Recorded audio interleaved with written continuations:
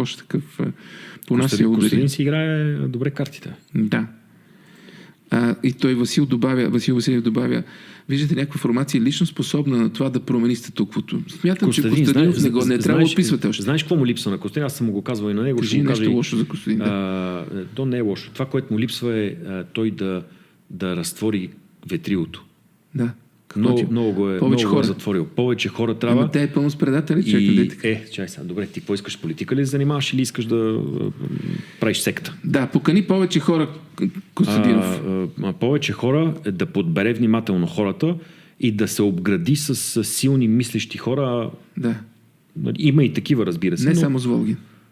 Волгин, впрочем, е едно от добрите попадения. Трябва като Волгин по 50 и ще вземе властта. Mm-hmm.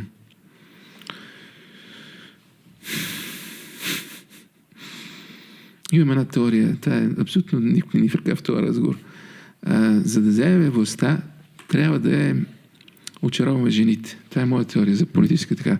И между другото, жените у нас не се очароват от хора като брат Пит на 60 и вчера Клуни и брат Пит в Венеция. Някакви страшни пичове. Обикновени хора, но приятно излучване аура. Не, на нас ни трябва жените у нас, избиратели у нас и избиратели, защото избиратели у нас има женски архетип.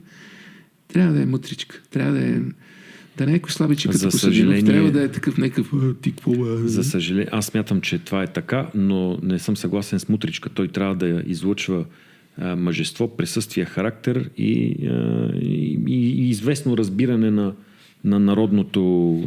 народопсихологията. Да.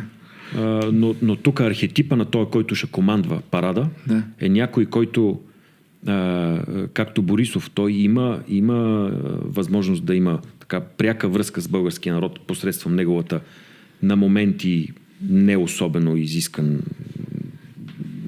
поведение. Да. Но това е част от нашата народопсихология и това няма нищо лошо. Нашия ръководител, той трябва да има възможност да бъде близък с народа. Народът е такъв какъвто е. Mm-hmm. Той не ходи да слуша Вивалди. Живков тип. Живков тип. Да.